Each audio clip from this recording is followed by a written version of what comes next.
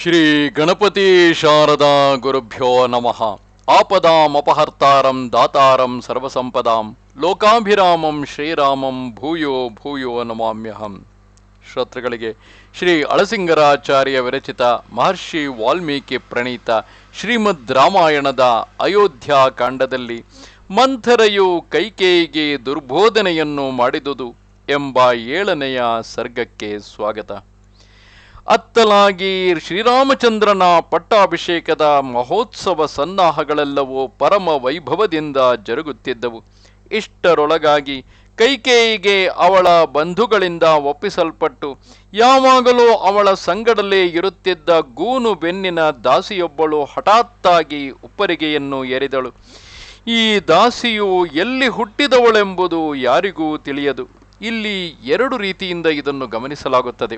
ಒಂದು, ಶ್ರೀರಾಮಚಂದ್ರನ ಪಟ್ಟಾಭಿಷೇಕವನ್ನು ತಪ್ಪಿಸಿದವಳಾದ್ದರಿಂದ ಅವಳ ಹುಟ್ಟಿನ ಪ್ರದೇಶ, ಜಾತಿ ಇವುಗಳನ್ನು ಹೇಳುವುದು ಮಹಾಪಾಪಕರವೆಂದು ಒಂದು ಅಭಿಪ್ರಾಯವಾದರೆ, ಇನ್ನೊಂದು, ಶ್ರೀರಾಮಚಂದ್ರನ ಪಟ್ಟಾಭಿಷೇಕವನ್ನು ತಪ್ಪಿಸುವ ಮೂಲಕ ಆಕೆ ಮುಂದೆ ರಾವಣನ ಸಂಹಾರಕ್ಕೆ ಕಾರಣವಾಗುವುದರಿಂದ ಆಕೆ ಎಲ್ಲಿ ಹುಟ್ಟಿದಳು, ಆಕೆ ಯಾರು ಎಂಬುದು ದೈವೀ ರಹಸ್ಯವೆಂದು ಸಹ ಭಾವಿಸಲಾಗುತ್ತದೆ.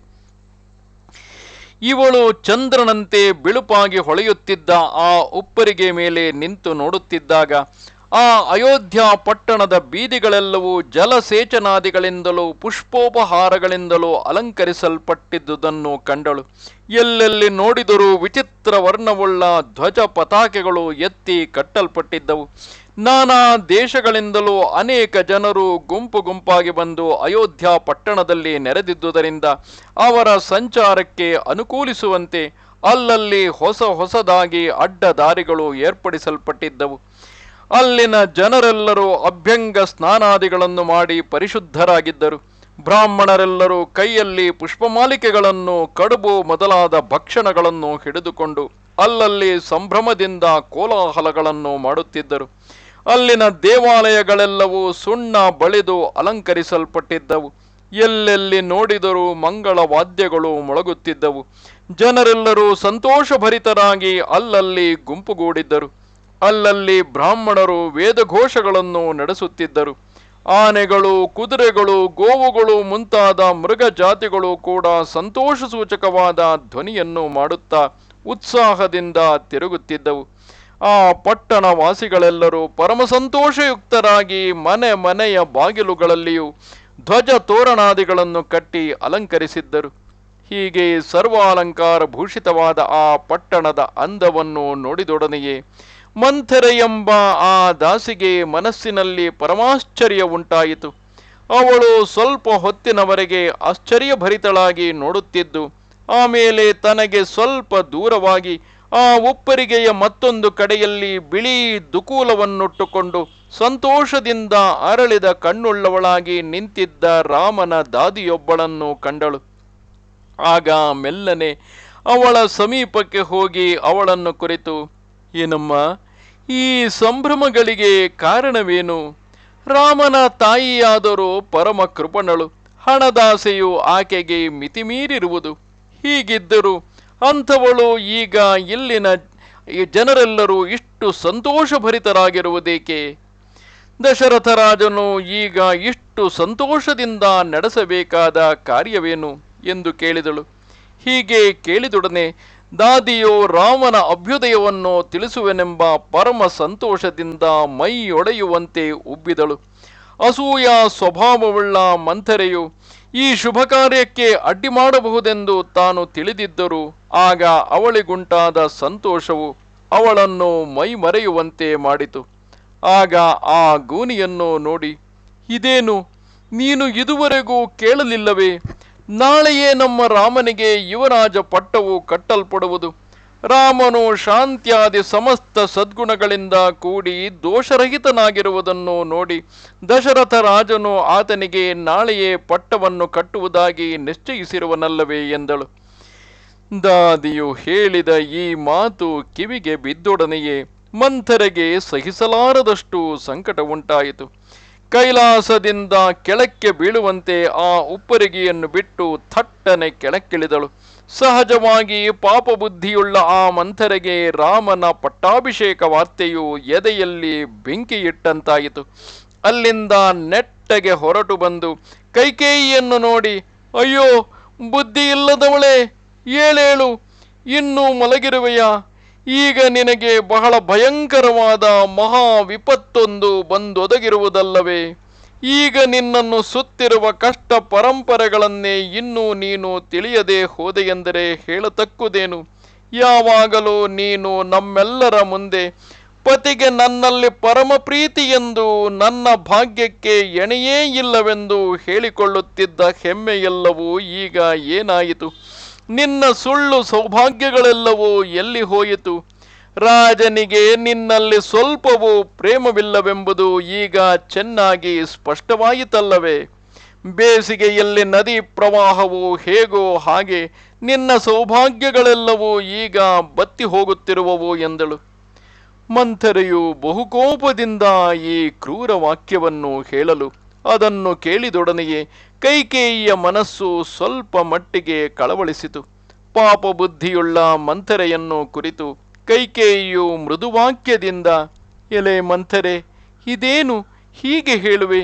ಈಗ ನಮ್ಮ ಕ್ಷೇಮಕ್ಕೆ ಬಂದ ವಿಘಾತವೇನು? ನಿನ್ನ ಮುಖವು ಕಂದಿರುವುದನ್ನು ನೋಡಿದರೆ ಬಹಳ ದುಃಖಿತೆಯಾದಂತೆ ಕಾಣುವೆಯಲ್ಲ, ಇದರ ಕಾರಣವೇನು ಎಂದಳು. ಹೀಗೆ ಮೃದುವಾಕ್ಯದಿಂದ ಪ್ರಶ್ನೆ ಮಾಡಿದ ಕೈಕೇಯಿಯ ಮಾತನ್ನು ಕೇಳಿ ಸಮಯೋಚಿತವಾಗಿ ಮಾತನಾಡುವುದರಲ್ಲಿ ಚತುರೆಯಾದ ಮಂಥರೆಯು ಮತ್ತಷ್ಟು ದುಃಖವನ್ನು ಕೋಪವನ್ನು ತೋರಿಸುತ್ತಾ ಆ ಕೈಕೇಯಿಗೆ ತಾನು ಬಹಳ ಹಿತೈಷಿಣಿಯಂತೆ ನಟಿಸುತ್ತಾ ಅವಳಿಗೆ ರಾಮನಲ್ಲಿರುವ ಸ್ವಾಭಾವಿಕವಾದ ಪ್ರೀತಿಯನ್ನು ತಪ್ಪಿಸಿ ಕೋಪವನ್ನುಂಟು ಮಾಡುವಂತೆ ಒಂದಾನೊಂದು ಮಾತನ್ನು ಹೇಳುವಳು. ಅಮ್ಮ ಕೈಕೇಯಿ, ನಾನೇನು ಹೇಳಲಿ? ನಿನ್ನನ್ನು ಕೆಡಿಸುವುದಕ್ಕಾಗಿ ದೊಡ್ಡ ಪ್ರಯತ್ನವೊಂದು ನಡೆಯುತ್ತಿದೆ. ಅದಕ್ಕೆ ತಕ್ಕ ಪ್ರತೀಕಾರವೇನೆಂದು ಯೋಚಿಸುವುದಕ್ಕೂ ದಾರಿಯಿಲ್ಲ. ಅಯ್ಯೋ, ಅತ್ತಲಾಗಿ ರಾಜ್ಯವೇ ಸೂರೆ ಹೋಗುತ್ತಿರುವುದಲ್ಲ. ನಾಳೆ ದಶರಥನು ರಾಮನಿಗೆ ಪಟ್ಟವನ್ನು ಕಟ್ಟುವನಂತೆ. ಅದನ್ನು ಕೇಳಿದೊಡನೆಯೇ ನನ್ನ ಎದೆಯಲ್ಲಿ ಬೆಂಕಿ ಇಟ್ಟಂತಾಯಿತು. ಕರ್ಣ ಕಠೋರವಾದ ಆ ಮಾತನ್ನು ಕೇಳಿ ನಾನು ಅಪಾರವಾದ ಭೀತಿ ಸಾಗರದಲ್ಲಿ ಮುಳುಗಿ ಸಂಕಟವನ್ನು ತಡೆಯಲಾರದೆ ಈ ವಿಷಯವನ್ನು ನಿನಗೆ ತಿಳಿಸಬೇಕೆಂದು ಬಂದೆನು. ಅಮ್ಮ ಕೈಕೇಯಿ, ನಿನ್ನ ದುಃಖವೇ ನನ್ನ ದುಃಖವು, ನಿನ್ನ ಶ್ರೇಯಸ್ಸೇ ನನ್ನ ಶ್ರೇಯಸ್ಸು. ಮುಖ್ಯವಾಗಿ ಈ ಭಾಗದಲ್ಲಿ ನಿನ್ನ ದುಃಖಕ್ಕಿಂತಲೂ ನನ್ನ ದುಃಖವೇ ಅಧಿಕವೆಂದು ತಿಳಿ. ಇದರಲ್ಲಿ ಸ್ವಲ್ಪವೂ ಸಂದೇಹವಿಲ್ಲ. ಆಹಾ, ರಾಜಕುಲದಲ್ಲಿ ಹುಟ್ಟಿ ಇದುವರೆಗೆ ರಾಜಮಹಿಷಿಯಾಗಿ ಬೆಳೆದಿದ್ದರೂ ನಿನಗೆ ರಾಜರಲ್ಲಿರುವ ಕ್ರೂರ ಸ್ವಭಾವವು ತಿಳಿಯದೆ ಹೋಯಿತೆ. ಮುಖ್ಯವಾಗಿ ನಿನ್ನ ಗಂಡನು ಮೇಲೆ ಮೇಲೆ ಧರ್ಮಗಳನ್ನು ನುಡಿಯುತ್ತಿದ್ದರೂ ಅಂತರಂಗದಲ್ಲಿ ಬಹಳ ಕಪಟ ಸ್ವಭಾವವುಳ್ಳವನು. ಬಾಯಿಯಲ್ಲಿ ಮೃದುವಾದ ಮಾತುಗಳನ್ನು ಆಡುತ್ತಿದ್ದರೂ ಆತನ ಮನಸ್ಸು ಬಹಳ ಕಠಿಣವಾದುದು. ನೀನು ಬಹಳ ರುಜು ಸ್ವಭಾವದವಳಾದುದರಿಂದ ಬೆಳ್ಳಗಿರುವುದನ್ನೆಲ್ಲ ಹಾಲೆಂದು ನಂಬುವವರಂತೆ ಆತನ ಕಪಟವನ್ನು ಅರಿಯದೆ ಹೋದೆಯಲ್ಲವೇ? ರಾಜನು ಆಗಾಗ ನಿನ್ನಲ್ಲಿಗೆ ಬಂದು ಕೇವಲ ನಿರರ್ಥಕಗಳಾದ ಸವಿನುಡಿಗಳಿಂದ ನಿನ್ನನ್ನು ಮರುಳು ಮಾಡುತ್ತಿರುವನೇ ಹೊರತು ತನ್ನ ನಿಜವಾದ ಪ್ರೀತಿಗೆ ಫಲವನ್ನು ಮಾತ್ರ ಕೌಸಲ್ಯೆಯಲ್ಲಿ ತೋರಿಸುತ್ತಿರುವನು. ಅಯ್ಯೋ, ಇನ್ನೂ ಹೇಳತಕ್ಕುದೇನು? ದಶರಥನು ನಿನ್ನ ಮಗನಾದ ಭರತನನ್ನು ಉಪಾಯದಿಂದ ನಿನ್ನ ತವರು ಮನೆಯ ಕಡೆಗೆ ಓಡಿಸಿ ಆ ಸಮಯದಲ್ಲಿ ಇತ್ತಲಾಗಿ ರಾಮನಿಗೆ ಪಟ್ಟವನ್ನು ಕಟ್ಟಿ ನಿಷ್ಕಂಟಕವಾದ ಈ ರಾಜ್ಯವನ್ನೆಲ್ಲ ಆತನ ವಶಕ್ಕೆ ಒಪ್ಪಿಸುವ ಪ್ರಯತ್ನದಲ್ಲಿರುವನು. ಎಲೈ ದೇವಿ, ದಶರಥನು ನಿನ್ನ ಗಂಡನಲ್ಲ, ನಿನ್ನ ಆಜನ್ಮ ಶತ್ರುವೇ ಗಂಡನೆಂಬ ನೆವದಿಂದ ನಿನ್ನನ್ನು ವಂಚಿಸುತ್ತಿರುವನೆಂದು ತಿಳಿ. ಹಾವಿಗೆ ಹಾಲೆರೆದು ಪೋಷಿಸುವಂತೆ ನೀನು ಇದುವರೆಗೆ ಆತನ ಮನೋಧರ್ಮವನ್ನು ಅನುಸರಿಸಿ ಎಡಬಿಡದೆ ಅವನನ್ನು ತೊಡೆಯ ಮೇಲಿಟ್ಟುಕೊಂಡು ಲಾಲಿಸಿದುದಕ್ಕೆ ತಕ್ಕ ಫಲವನ್ನು ಈಗ ನೀನು ಚೆನ್ನಾಗಿ ಅನುಭವಿಸಬಹುದು. ಹಾವನ್ನಾಗಲಿ ಹಗೆಯನ್ನಾಗಲಿ ಆಗಾಗ ತಲೆ ಎತ್ತದಂತೆ ಅಡಗಿಸಿಡಬೇಕು. ಹಾಗಿಲ್ಲದೆ ಉಪೇಕ್ಷಿಸಿದಲ್ಲಿ ಇದೇ ಗತಿಯಲ್ಲವೇ? ದಶರಥ ರಾಜನನ್ನು ಹಾಗೆಯೇ ತಿಳಿ. ಆತನು ಈಗ ನಿನ್ನನ್ನು ನಿನ್ನ ಮಗನನ್ನು ಕೆಡಿಸುವ ಪ್ರಯತ್ನದಲ್ಲಿ ಇರುವನು. ಅಯ್ಯೋ, ನೀನು ಇನ್ನೂ ಚಿಕ್ಕ ವಯಸ್ಸಿನವಳು, ಎಡೆಬಿಡದೆ ರಾಜಭೋಗವನ್ನೇ ಅನುಭವಿಸುತ್ತಿದ್ದವಳು. ಕಪಟವೆಂಬುದನ್ನು ಸ್ವಲ್ಪವೂ ನೀನು ಅರಿಯೆ. ಹೀಗೆ ರುಜು ಸ್ವಭಾವವುಳ್ಳ ನಿನ್ನನ್ನು ಪಾಪಿಯಾದ ಆ ರಾಜನು ಮೃದು ವಾಕ್ಯಗಳಿಂದಲೇ ಮರುಳು ಮಾಡಿ ಮೋಸಗೊಳಿಸಿ ಈಗ ರಾಮನಿಗೆ ಪಟ್ಟವನ್ನು ಕಟ್ಟುವ ಪ್ರಯತ್ನ ಮಾಡಿ ನಿನ್ನನ್ನು ನಿನ್ನ ಬಂಧುವರ್ಗವನ್ನು ಕೆಡಿಸುತ್ತಿರುವನು.